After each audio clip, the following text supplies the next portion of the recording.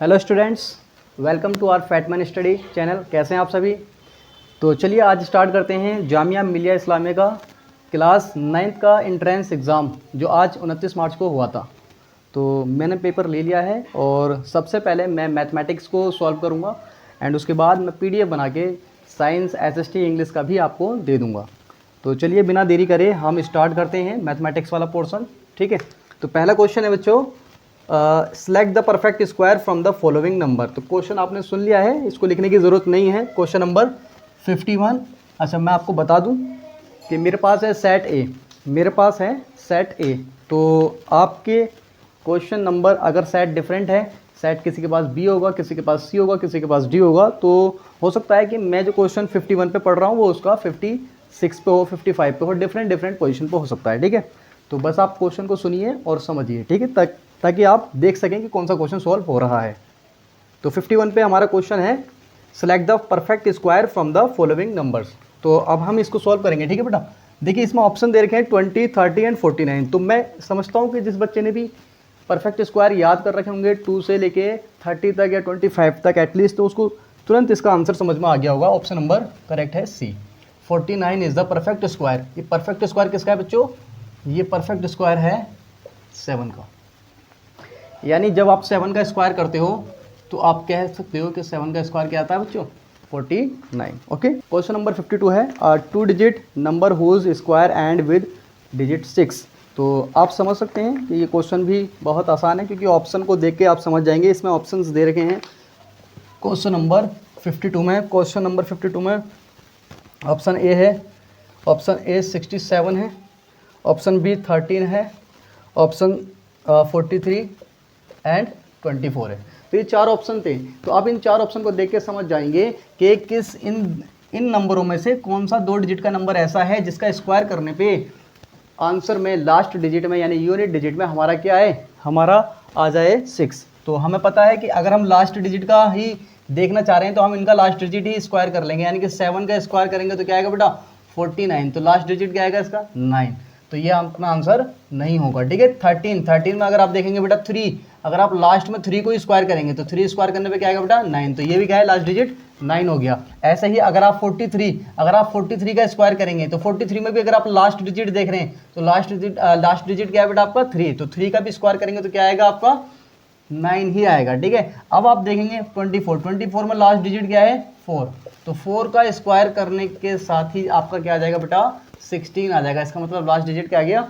6 आ गया। अगर आपको याद है परफेक्ट स्क्वायर तो बहुत अच्छी बात है। वैसे भी 24 का परफेक्ट स्क्वायर होता है 576। तो इसके नंबर में वैसे भी 6 आ ही जाएगा लास्ट में। ठीक है, चलिए the sum of first question number 53, the sum of first 12 consecutive odd number starting with 1। आप क्या करना है, जितने भी ऑड नंबर होते हैं 1 से स्टार्ट होते हैं उनको ऐड करना है। ठीक है, तो स्टार्टिंग के 12 ऑड नंबर को ऐड करना है। तो ये एक फॉर्मूला भी है, अगर आपको याद नहीं है तो आप याद भी कर सकते हैं। क्वेश्चन नंबर 53 का फॉर्मूला ये हो जाएगा हमारा कि sum of first odd number. तो जब भी हमें sum of first odd number या first n odd number, n मतलब जितने भी हमें ऑड नंबर शुरू के ऐड करने हैं, तो हम क्या करेंगे? उन्हीं नंबर का स्क्वायर कर देंगे। तो अभी हमें कितने नंबर बोला गया है यहाँ पे? 12 नंबर। तो हम 12 का ही क्या करेंगे बच्चों? स्क्वायर कर देंगे। तो हमारा आंसर आएगा 144। यानी कि यहाँ पे आंसर हो जाएगा आपका ठीक 12 square. A option is correct option. तो इसका ऑप्शन है बेटा ए। क्वेश्चन नंबर 53 सेट नंबर है ए, दोबारा बता रहे हैं आपको। ठीक है, नेक्स्ट क्वेश्चन हमारा 54 क्वेश्चन है बेटा, what is the length of the side of a square whose area is 121। ये बहुत इजी क्वेश्चन है। इसमें आपको बताना है एरिया ऑफ स्क्वायर दिया हुआ है। एरिया ऑफ स्क्वायर आपका दिया हुआ कितना बेटा?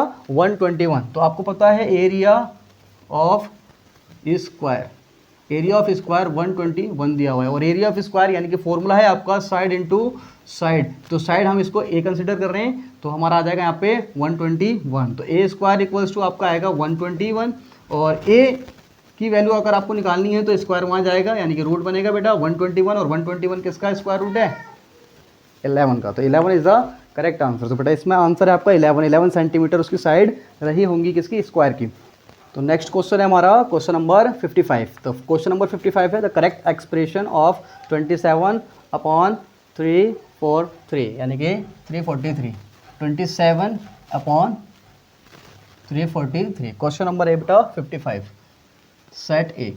चलिए तो क्वेश्चन नंबर 55 का ये आंसर होगा A. Option A is the correct answer. कैसे ऑप्शन है बेटा समझते हैं। 3/7 दोनों पे लगा हुआ है बेटा क्यूब, तो 3 का क्यूब करेंगे तो क्या आएगा, 3 का क्यूब करेंगे तो क्या आएगा बच्चों 27। ऐसे 7 का क्यूब करेंगे तो क्या आएगा 343। तो अगर आपको क्यूब रूट भी याद है 1 to 10 तो आप ये क्वेश्चन को कर लेते। ठीक है, नेक्स्ट क्वेश्चन हमारा 56। क्वेश्चन नंबर 56 है बेटा, right the numerical value of -3 cube multiply -6 square. तो मैं क्वेश्चन को लिख देता हूँ। क्वेश्चन नंबर है 56। क्वेश्चन नंबर 56 है आपका, right the numerical value of -3 cube multiply -6 square. तो अगर हम 3 का क्यूब करते हैं तो माइनस हमारा रहेगा, और माइनस के साथ साथ नंबर आएगा हमारा ओनली 27। ठीक है बच्चों, फिर मल्टीप्लाई, फिर -6 का स्क्वायर करेंगे तो क्या आएगा बच्चों 36। और यहाँ पे माइनस साइन हट जाएगा क्योंकि हमारी पावर क्या है बेटा इवन है, तो पावर इवन होने से ये नंबर हट जाता है। और 27 की मल्टीप्लाई करेंगे, चलिए इसको सॉल्व कर लेते हैं। 27 मल्टीप्लाई 36 को सॉल्व करते हैं। 26 36 अच्छे 42 7 या 21 7 या 21 और 4 25 2 6 12 एक लगा हासिल 2 3 6 7 2 और यहाँ पाएगा बेटा 7, यहाँ पाएगा बेटा 9। तो करेक्ट आंसर आप पाएगा -972। The correct answer is -972। Okay, next question हमारा 57। इसमें पूछा गया है which among the following is correct numeral. तो यहाँ पे आपको रोमन नंबर अगर आते हैं तो आप इस क्वेश्चन को आसानी से कर सकते थे।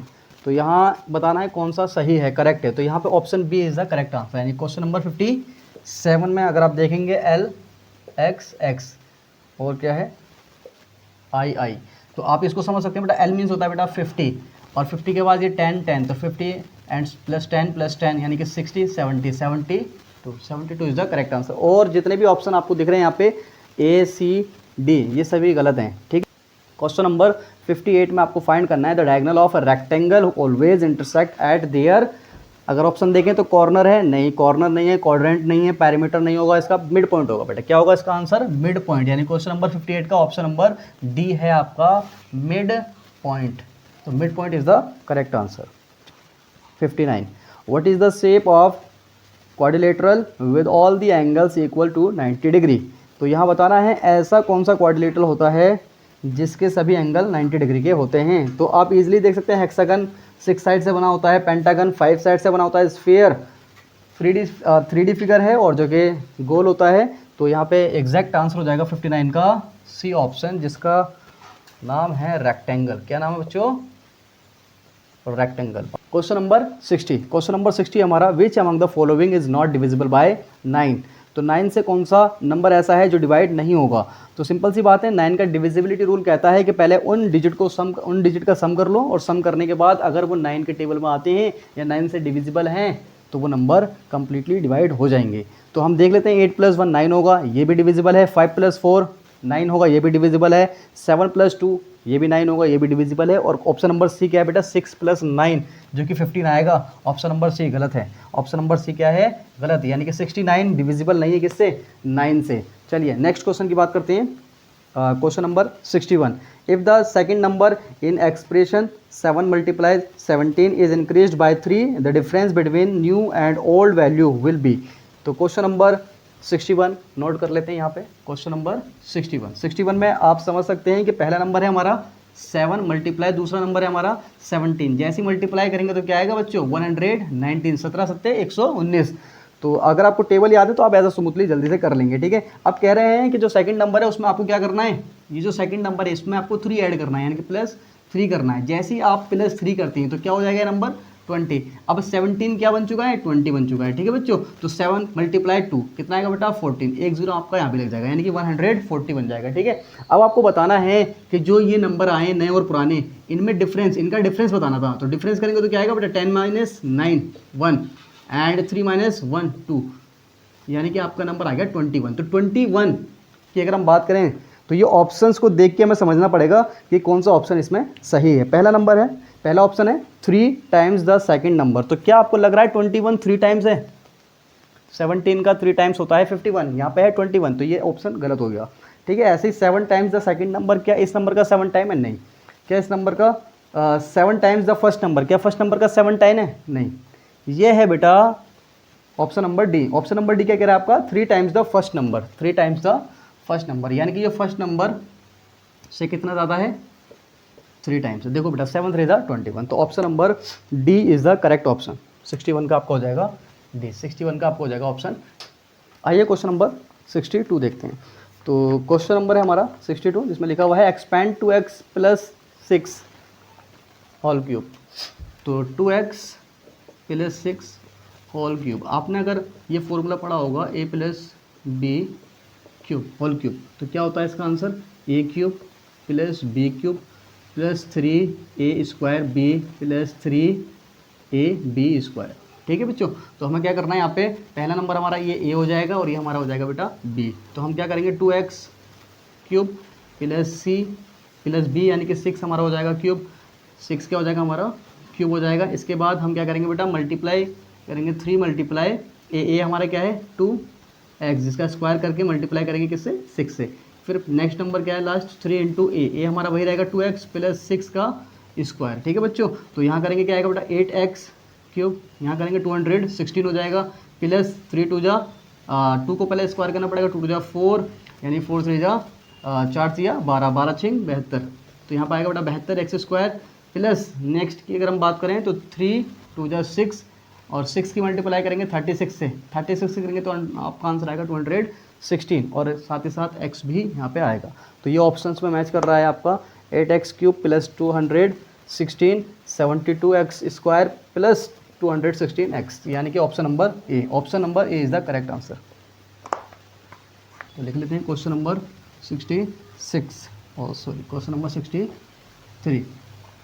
1/5 मल्टीप्लाई 15s माइनस 20 क्यू, और फिर लिखा हुआ है -3s प्लस 4q। आपको पता होगा ये जो 5 है ये डिवाइड कर रहा है 15 और 20 से, और डिविजिबल भी है नंबर, तो आप लिख सकते हैं 15s upon 5 minus 20q upon 5। तो यहाँ लिखेंगे 3s प्लस 4q। तो आप देख रहे हैं बेटा 5 से डिविजिबल है कितनी बार में? 15 3 बार में।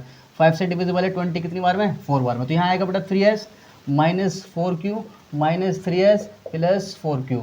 तो यहाँ 4q प्लस है और यहाँ माइनस है, तो यहाँ पे बेटा अपोजिट साइन होने की वजह से ये कट के 0 आ जाएगा यहाँ पे। ठीक है, तो correct answer is B. B is the correct option. Question number 64। Question number 64 में लिखा हुआ है बच्चों, Aman had bought 16 packets of banana chips from his Kerala trip for 8 friends. अच्छा, इसने क्या करा? 16 पैकेट्स खरीदे, कितने दोस्तों के लिए? 8 दोस्तों के लिए। तो सिंपल सी बात है, एक दोस्त को कितना देगा? 2 देगा।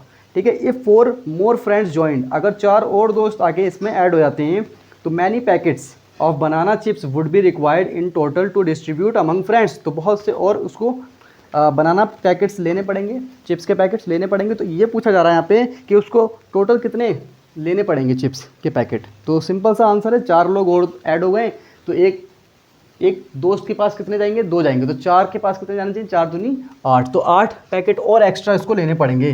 पहले उसने कितने खरीदे थे? 16, अब उसको कितने और खरीदने पड़ेंगे बेटा?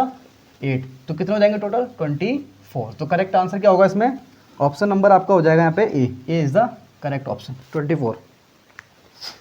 ठीक है, फिर आते हैं नेक्स्ट क्वेश्चन की तरफ। नेक्स्ट क्वेश्चन है बेटा आपका 75। क्वेश्चन नंबर 75 में सिंपल आपको बताना है, क्वेश्चन नंबर 75 में आपको बताना है क्या कि कौन से स्टेटमेंट प्रोपोर्शन में नहीं है, करेक्ट प्रोपोर्शन में नहीं है। तो पहला ऑप्शन है हमारा 4:7 एंड रेशियो यहाँ पे 12:21। तो आप इसको सिंपली फ्रैक्शन में लिख लीजिए, 4/7 = 12/21। जैसे ये तो सिंपलेस्ट फॉर्म है, इसको सिंपलेस्ट फॉर्म बनाइए 3 से डिवाइड करके। 3 से करके 3 4 जा 12, 3 7 जा 21। तो आपका देखिए बेटा ऊपर 4 4 आ रहा है, नीचे 7 7 आ रहा है, यानी कि इक्वल हो चुका है। तो ठीक है, ये प्रोपोर्शन में है। अगर नेक्स्ट की बात करें 21/6 = 35/10, तो बेटा 21/6, तो 3 के टेबल में 3 2 जा 6, 3 7 जा 21। ऐसी 5 के टेबल में 5 7 जा 35, 5 2 जा 10। तो आप देख रहे हैं ऊपर नीचे सेम हो गया। ठीक है, इक्वल हो चुका है, तो इसका मतलब ये भी प्रोपोर्शन में है।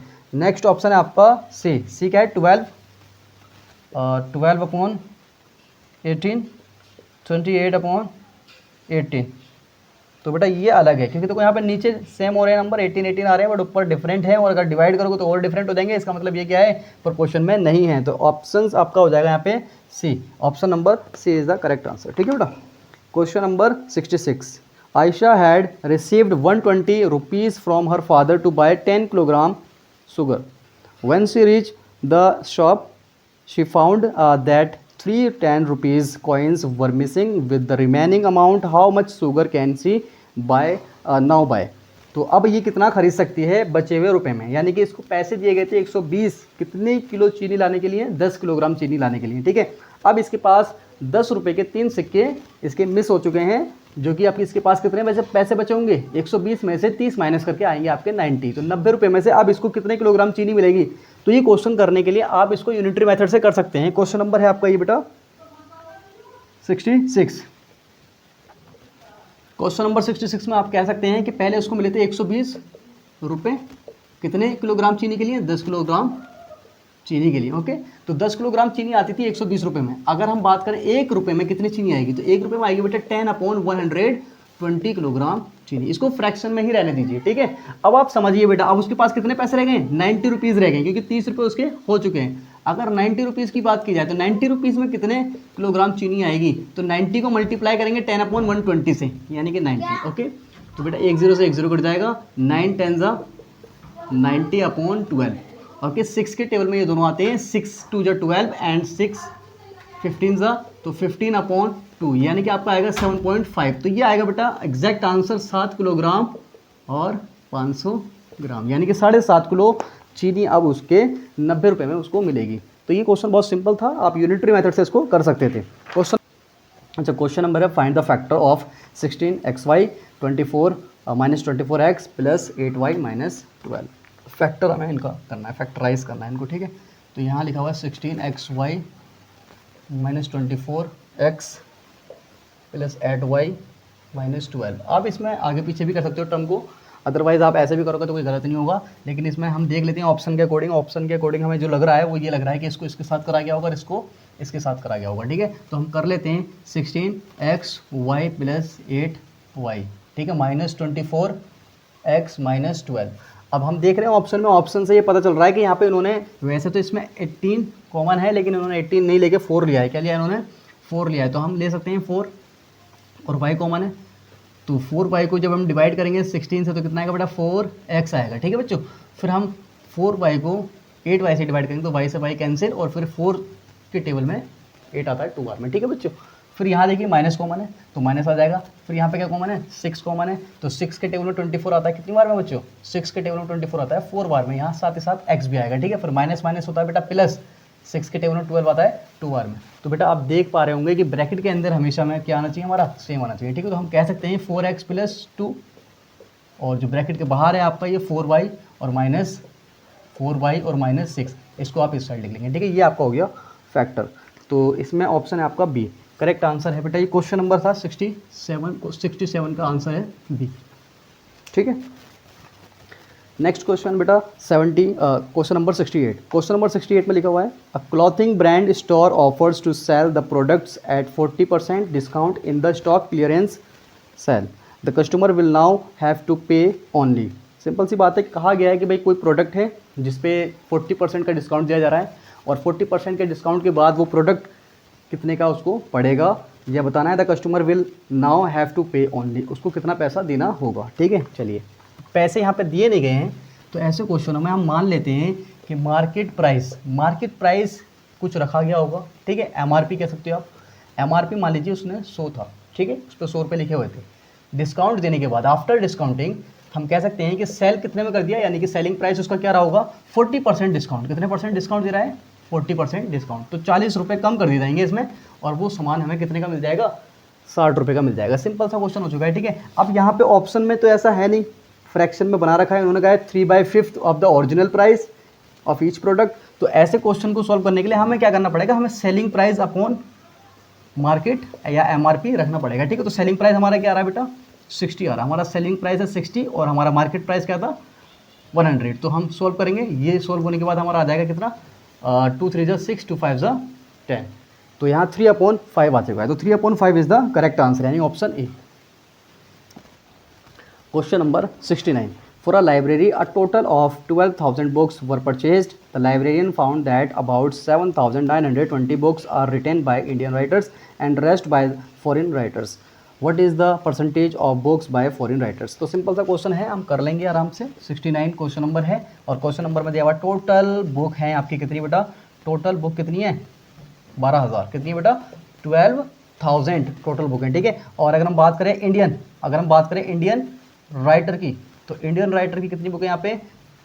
इसमें देखा 7,920. तो यहाँ पे अगर बात करें बेटा फॉरेन राइटर की कितनी बुक होंगी? माइनस कर लेंगे बेटा इसको. 12,000 में तो 7,920 जाएंगे तो हमारा आएगा बेटा 4,080. ठीक है. 4,080 बुक कितनी होगी बेटा? फॉरेन राइटर की. और परसेंटेज निकालने के लिए क्या करना पड़ेगा बच्चों? परसेंटेज निकालने के लिए फॉरेन राइटर को हमें न्यूमरेटर में रखना पड़ेगा. 4,880 ये हमारा हो गया क्या? Foreign writer. और टोटल कितनी थी बेटा? 12,000. मल्टीप्लाई करेंगे बच्चों 100 से. 20 से 20 कैंसिल, 10 से 10 कैंसिल. 12 पे टेबल में आता है यानी कि 12 तिया 36 और यहाँ पे बेटा लगेगा हासिल 4, 12 चौक 48 और बस यही आपका आंसर आने वाला है 34%. ठीक है बेटा 34. हाँ, तो option number D is the correct answer. Option number D is the correct answer. Question number 70 की अगर बात करें तो a motorcyclist has travelled 40% of the total distance to her destination. She is still required to travel 139.2 kilometers to reach the destination. What is the total distance of her journey? तो बच्चों बात हो रही है किसकी? मोटरसाइकिलिस्ट की. एक motorcycle चलाने वाले की बात हो रही है. तो अगर हम क्वेश्चन की बात करें तो क्वेश्चन नंबर है ये कौन सा? 70. क्वेश्चन नंबर है बेटा ये 70. और टोटल डिस्टेंस हमें पता नहीं है, लेकिन बाइक वाले ने कितना ट्रैवल कर लिया है? अगर बात की जाए ट्रैवल कर लिया है उसने 40%, जो कि टोटल में से माइनस करेंगे तो आएगा रिमेनिंग हमारा कितना? 60%. तो अभी कितना रास्ता बचा हुआ है? 60% का रास्ता बचा हुआ है. ठीक है. और वही दिया हुआ है कि जो रिमेनिंग पार्ट है, जो अभी रह गया है, रिक्वायर्ड है कंप्लीट ट्रैवल करने के लिए, वो कितना है? 139. तो रिमेनिंग बेटा रिमेनिंग की अगर बात करें तो रिमेनिंग पाथ जो है वो कितना है? 139.2 किलोमीटर. तो अगर हम देखें तो ये दोनों वैल्यू आपस में क्या है? बच्चों बोलो? इक्वल है. ठीक है. तो 60% हमारा रह गया है पार्ट और यही हमारा किलोमीटर में रह रहा है. तो हम इनको इक्वेट कर लेते हैं, यानी कि 60% इक्वल्स टू हो जाएगा हमारा 139.2 किलोमीटर. ओके. अगर हम बात करें 1%, तो 1% निकालने के लिए हमें क्या करना पड़ेगा? 139.2 अपॉन 60. ओके. 60% करना पड़ेगा. और अगर हम बात करें टोटल, तो टोटल के लिए क्या करना पड़ेगा बच्चों? टोटल के लिए क्या करना पड़ेगा? जैसा आपको लिखा हुआ दिख रहा है यहाँ पे टोटल मतलब 100. तो आपको 100% निकालने के लिए इसी नंबर को क्या करना पड़ेगा? 100% से या 100 से मल्टीप्लाई करनी पड़ेगी. तो 139.2 अपॉन 60 मल्टीप्लाई 100. तो देखते हैं बेटा 20 के टेबल में आता है 63 बार में और 20 के टेबल में आता है 105 बार में. ऐसे ही बेटा पॉइंट से एक जीरो बढ़ जाएगा. ठीक है. 5 1 5, 5 6 30. फिर 6 के टेबल में आता है बेटा कितना? 6 2 12 और यहाँ कैरी, फिर 6 3 18. ठीक है. फिर कैरी, फिर 6 2 12. तो फाइनली आपका आंसर आ गया 232 kilometre is the complete distance. Okay. तो ये ऑप्शन में हो जाएगा आपके option number C. Option number C is the correct answer. ठीक है. Question number 71. बस 4 क्वेश्चन और रह गए हैं आपके, जल्दी से ये भी हो जाएंगे. Question number 71. क्वेश्चन नंबर 71 की अगर बात करें, a class has 234 students from different regions of India. The teacher finds out that students come from 3 regions of our country and are present in the ratio 1.5:2:3 in the class. And what is the highest number of students who belong to the same region? तो हमें देखना है ratio सबसे बड़ा कौन सा है, वही यहाँ आंसर हमारा होने जा रहा है. बेटा पहले बात कर लेते हैं टोटल की. तो टोटल कितने हैं? टोटल हैं 234 क्या है बेटा? टोटल स्टूडेंट है. ठीक है. अगर टोटल स्टूडेंट इतने हैं और रेशियो दिया हुआ है, जैसे रेशियो क्या दिया हुआ है? 1.5:2:3. तो हमें क्या करना होता है? अगर हम इसका पॉइंट हटाएंगे बेटा, तो पॉइंट हटाने के साथ साथ क्या होगा? सभी पे जितने भी रेशियो आगे तक दे रखे हैं उन सब पे 1 1 0, क्योंकि एक डिजिट है तो 1 1 0 बढ़ जाएगा. तो आपका यह आएगा 15:20:30. और ये सब डिविजिबल है किससे बच्चों? 3 से. तो 3 से कितनी बार बेटा? 3 से 5 बार में डिविजिबल है. एंड 3 से डिविजिबल नहीं बेटा, ये 5 से डिविजिबल है. 5 से 3 बार में डिविजिबल है, 5 से 4 बार में, एंड 5 से 6 बार में. ठीक है बेटा. तो 3 4 6 ये आपका रेशियो आ गया फाइनल. इस रेशियो को आसान करने के लिए ऐसा कर सकते हैं आप. ठीक है. अब इनको ऐड कर लीजिए. इनको ऐड करेंगे तो टोटल कितना आएगा? इनको ऐड करेंगे तो टोटल आएगा 6 + 4 10 + 3 13। तो 13 आपका रेशियो आ गया ऑल, ठीक है। और आपको एक्चुअल दिया हुआ है 234। तो आप कह सकते हो कि 13 रेशियो इज इक्वल्स टू 234। तो 1 रेशियो की वैल्यू निकालने के लिए क्या करना पड़ेगा, हमें 234/13 लिखना पड़ेगा, ठीक है। तो यहाँ पे एक रेशियो हमारा आ चुका है। कितना आ चुका है बच्चे, यहाँ पे हमारा एक रेशियो हमारा आ चुका है। अब हमें निकालना है मैक्सिमम वैल्यू, यानी कि बड़ी वैल्यू, सबसे लार्ज नंबर में, तो वो है 6। तो 6 से मल्टीप्लाई कर देंगे, यानी कि यहाँ भी 6 से मल्टीप्लाई कर देंगे और यहाँ भी 6 से मल्टीप्लाई कर देंगे, ठीक है। तो 13 के टेबल में ये आता होगा, डिविजिबल होगा। 13 × 1 = 13, 10 कैरी जाएगा, 13 × 8 = 104। फिर मल्टीप्लाई करना 18 × 6 यानी 18 6 होते बेटा 108, यानी 108 इज द करेक्ट आंसर। और ऑप्शन आपका हो जाएगा यहाँ पे ऑप्शन है B, option number B is the correct answer. Question number 72। अगर 72 क्वेश्चन की बात करें तो अ क्यूबॉइड हैज़, तो क्यूबॉइड के कितने फेस होते हैं बेटा, 6 फेस होते हैं एंड 12 एजेस होती हैं और 8 वर्टिसेस होती हैं, यानी कॉर्नर भी कह सकते हो आप इनको। तो क्वेश्चन नंबर 72 तो सिंपल आप ऐसे ही याद कर, अगर आपको याद होगा तो आप बता ही देते। क्वेश्चन नंबर 72 का आंसर हो जाएगा डी। मैं लिख देता हूँ, 6 बेटा फेस होते हैं और 12 बेटा एज होती हैं और 8 होते हैं इसके कॉर्नर या फिर वर्टिसेस, ठीक है। Question number 73। A teacher had noted the score obtained by a student in different assignment as given in the table. The teacher had earlier calculated average of all assignment to be 39.2, but later the score of an assignment got smudged. Find the missing score. अच्छा हुआ क्या बेटा, 10 student हैं total, 10 student दिख रहे हैं यहाँ पे ऑप्शन में, ठीक है, यहाँ पे दिख रहे हैं आपको क्वेश्चन में, सॉरी। तो आप इन सबको ऐड करोगे, इन सबको ऐड करने के बाद जो एवरेज आया था वो आया था 39.2 समथिंग, ठीक है। अब इन्होंने क्या कहा है कि इसमें एक स्टूडेंट ऐसा है जिसका गलत हो चुका है नंबर, ठीक है, या मिस हो चुका है, ठीक है। तो आपको क्या करना है बेटा, इन सभी में से उस बच्चे का पता लगाना है कि उसका क्या स्कोर था, ठीक है। तो उसका स्कोर निकालने के लिए क्या करेंगे, इन सभी को आप ऐड कर देंगे। पहले क्या करेंगे आप 73 क्वेश्चन में, क्वेश्चन नंबर 73 में जितना भी दे रखा है, जैसे दिया हुआ है बेटा 42 + 40 प्लस इस बच्चे का 39 है प्लस x + 33 + 48 + 38 + 42 + 35 + 32। ये कितने बच्चों के, 1 2 3 4 5 6 7 8 9 10 बच्चे हो गए। इनको डिवाइड करेंगे किससे, इनको डिवाइड 10 से करेंगे और इक्वल्स टू हमारा एवरेज आएगा 39.2।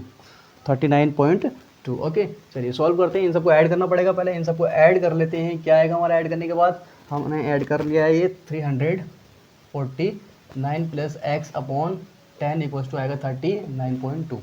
तो इस नंबर को उधर ले जाएंगे, डिवाइड करेंगे, मल्टीप्लाई करेंगे वहाँ जाके 349 + x equals to 392। x equals to आएगा 392 - 349। माइनस करने के बाद हमारा नंबर आ जाएगा बेटा यहाँ पे क्या, हमारा नंबर आ जाएगा 43। और 43 आपका ऑप्शन है, ऑप्शन नंबर है B is the correct option, ठीक है। क्वेश्चन नंबर बेटा 74, the second last question. Okay, on dividing by 6 given numbers leave a remainder of 5, then which of the following ones digit will be the true for the numbers. अच्छा, हमें बताना है ones digit पे क्या आएगा। तो आपको पता है 1 10 100 1000 ये डिजिट होते हैं। तो वंस डिजिट पे अगर हम किसी भी नंबर को, अगर हम क्या करते हैं, किसी भी नंबर को 6 से डिवाइड करते हैं, ठीक है, तो हमारा रिमाइंडर क्या आता है बच्चों, 5 आता है। तो हमें बताना है कि वो नंबर का जो वंस डिजिट होगा, उस नंबर का जो क्या होगा बेटा, यूनिट डिजिट या कह सकते हो आप वंस डिजिट जो होगा वो क्या होगा। तो चलो देखते हैं। 6 को अगर मैं डिवाइड करूँ,